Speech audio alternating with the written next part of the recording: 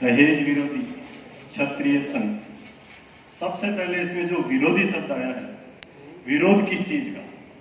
जैसे आपने अभी फरमाया कि जो समखुणी लगती थी उसका विरोध, जो बच्चे के पिता से बच्चे का पिता मांग करता है उस चीज का विरोध, इन जो कुरीतियां समाज के अंदर थी, मृत्यु भोज का विरोध। एक कल्पना कीजिए कि एक 5 साल का बच्चा है, अबोध बालक, गांव में शुरू से परंपरा चली आ रही थी कि मृत्यु भोज किया जाएगा।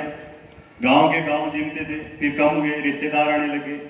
अब उस अबोध बच्चे को यह तक नहीं पता कि मेरे सिर से मेरे पिता का साया उठ चुका है, लेकिन परंपरा है तो उस बच्चे की जमीन हम खुद परिवारजन और रिश्तेदार कहीं ना कहीं गिरवी रखेंगे या बेचेंगे। वो बच्चा जब 15 या 20 साल का होगा, जब उसको यह नहीं पता रहेगा कि मेरी जमीन तो जब मेरे पिता खत्म हुए थे उस समय बिक चुकी है, वो भी सिर्फ मृत्यु भोज दोस्त अपने सिर्फ जीव के स्वाद के लिए या अपनी बात रखने के लिए। तो ये जो कुरीतियां हैं, उस समय मेरा मानना है, व्यक्तिगत मेरा विचार है कि उस समय परिवारजनों को, रिश्तेदारों को उस बच्चे की मदद करनी चाहिए आर्थिक रूप से। लेकिन हम कर क्या रहे हैं, उल्टा कर रहे हैं बिल्कुल। तो दहेज में भी हम ये चाहते हैं कि समाज के अंदर जो ये मांगने की प्रथा चली हुई है, बच्चों की जो बोली लगाई जाती है वो बंद हो। कल भी मैं गया था, कहना नहीं चाहिए, ये बाईपास के ऊपर ओम टाइल से शेखाव सरदार है, टाइल लेने गया था वहां पे मैं। उन्होंने बताया कि मैं जहां पर भी जाता हूं इतनी ज्यादा मांग करते हैं कि आप हमारे उस कैटेगरी में खड़े हो कि नहीं खड़े हो, उस लाइन में खड़े हो कि नहीं खड़े हो। मेरे बच्चे के लिए 11 रिश्ते पहले से आए हुए हैं, पहले तो आप अपना बजट बताओ। ये बजट किस चीज का है? आप अपने बच्चे की बोली लगा रहे हो, खुले आम बोली लगा रहे हो, और बिल्कुल लगा भी रहे हैं, लेकिन हमारे समाज का जो दुर्भाग्य रहा है, थोड़ी सी तो खोल रहे हैं। आवाज उनकी है, माइक की नहीं। माइक की नहीं, खुद की आवाज इनकी है, माइक की बात नहीं इसमें। आवाज दूर तक जाना। माफी चाहूं, थोड़ी सी खोलते हैं। ये समाज की विडंबना रही है। ये प्रथाएं बहुत वर्षों से चली आ रही थी। कोई टाइम में अगर हम 400-500 साल पहले जाते हैं तो ये एक प्रथा बनी थी कि जब सिर्फ ये भारत एक कृषि प्रधान देश था, उस समय जब बच्ची विदा होती थी, उस समय किसी तरह का कोई रोजगार नहीं होता था। 400-500 साल पहले की अगर कल्पना करें तो गोदान दिया जाता था। गोदान के माध्यम से उसके जो भी बछड़े वगैरह होते थे उससे वो पशुपालन के द्वारा अपनी खेती करते थे। लेकिन अपने स्टेटस ये 50-60 सालों के अंदर देखा जाए तो 50-60 सालों के अंदर हमने इस जो प्रथा थी उसको कुप्रथा का रूप दे दिया, और कुप्रथा का रूप भी ऐसा दिया कि इसके उदाहरण हम सब सामने बैठे हैं। अगर आज देखा जाए तो कोई टाइम में हमारे मकान कैलाश नगर, प्रेम नगर, चांद बिहारी में हुआ करते थे, लेकिन मजबूरी बस जो बच्चियों की शादी करते गए, मजबूरी बस उन प्लाटों को बेचा, बजरंग द्वार के अंदर आए। बजरंग द्वार में भी अगर दूसरी बच्ची की शादी हो रही है तो हम हाथों से माजवा तक जा रहे हैं। तो मजबूर कौन कर रहा है? समाज कर रहा है, हम खुद कर रहे हैं। आज चाहे मानो या ना मानो, अभी आपने एक बात कही कि दिखावा, जैसे राम सिंह जी ने कहा कि मैं मेरे बच्चे का नहीं ले रहा, तो ये कहना नहीं चाहिए, लेकिन मैं मानता हूं कि कहना चाहिए। आज अगर सर्दी या गर्मी के अंदर, गर्मियों का एक उदाहरण देता हूं, गर्मियों के अंदर कहीं प्याऊ भी लगाई जाती है, उसको सोशल मीडिया पे इसलिए डाला जाता है कि मेरे इस पवित्र काम से दूसरे को भी प्रेरणा मिले और उससे वो लोग जागरूक हो। तो समाज के अंदर जब तक हम अगर दिखावा नहीं करेंगे, दिखावा किस चीज का? जो हम त्याग कर रहे हैं। अगर इन्होंने अपने बच्चे का दहेज नहीं लिया, टीका नहीं लिया हो, तो वो त्याग है। इनकी जो लालसा थी वो उनको उन्होंने मारा है। उनको अपने बच्चों पर अपने आप ही विश्वास है कि मैं जो बच्ची लेके आ रहा हूं उसको रोटी, कपड़ा और मकान उम्र भर मैं दूंगा। तो फिर हम उस सगे के सामने ट्रोलिंग क्यों फैला देते हैं? जब भी देखो सगे के सामने हम बोली लगाते थे। मैं तो कह रहा हूं इस डिमांड शब्द को हटा दो, और आने वाला अगर कोई डिमांड करता है तो उससे साफ शब्दों में कहो कि आप बोलो अपने बच्चे की क्या बोली लगा रहे हो। अब बोली सब लगाओ, डिमांड जो इंग्लिश का शब्द है इसको हटा दो।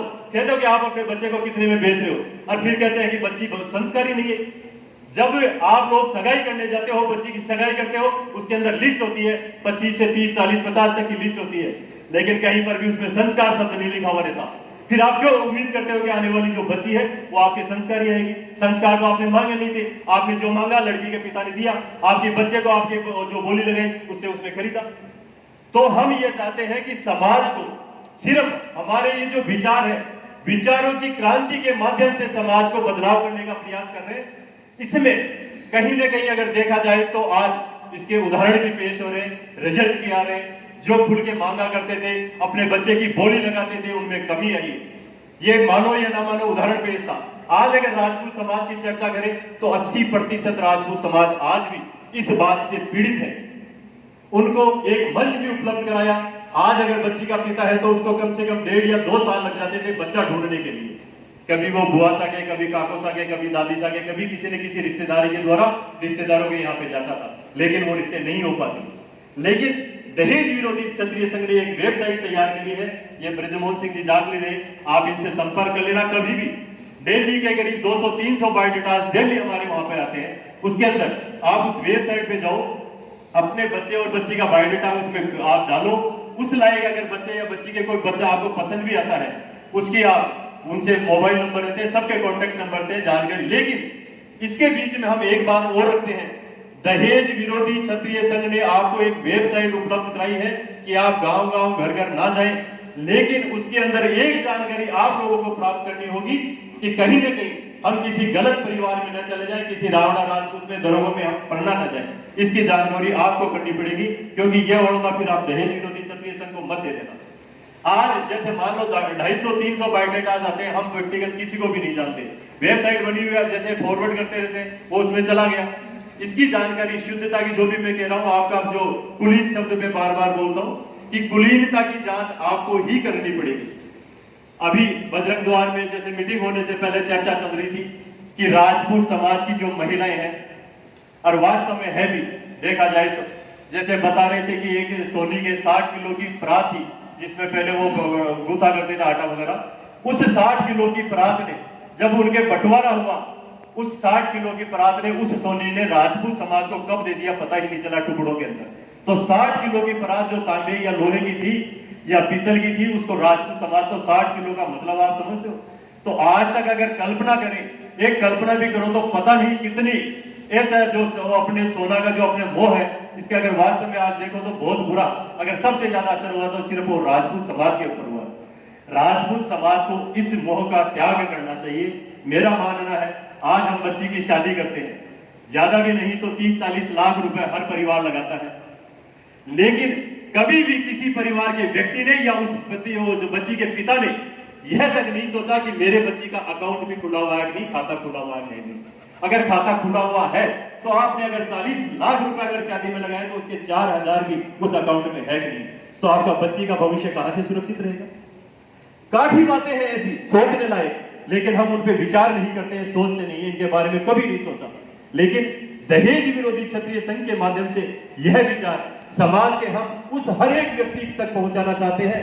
मैं कहता हूं, जैसे आपने अभी बात करी संख्या की, संख्याएं तो हम हर साल महापुरुषों की जो जयंतियां मनाते हैं उनमें बहुत आती हैं, तालियां बजाते हैं, गेट के बाहर निकलती है, वो जयंतियां वहीं तक रहती है हर साल अगले साल। मैं कहता हूं दहेज विरोधी क्षत्रिय संघ के अंदर अगर 5 भी व्यक्ति आए, अगर उसमें से 2 भी अपने विचार बदल देते हैं, तो ये हमारे लिए बहुत बड़ी उपलब्धि है।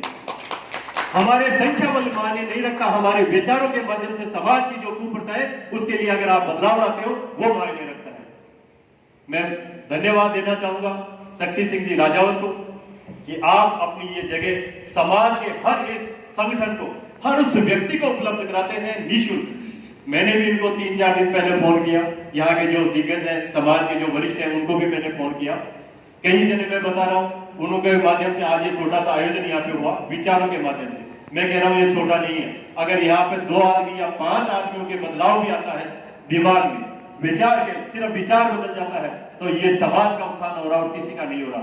अगर आज हमारे विचारों के माध्यम से किसी परिवार में 10 लाख रुपए भी बच रहे हैं शादी में, जो दिखावा पड़ता है, अगर उससे बंद हो रहा है तो वो समाज का कहीं ना कहीं आर्थिक रूप से सहयोग हो रहा है। हम तो यही चाहते हैं, इसमें हमारा निजी कोई भी स्वार्थ नहीं। हम चाहते हैं कि हमारे विचारों के माध्यम से राजपूत समाज आर्थिक रूप से वापस मजबूत हो, सुदृढ़ हो।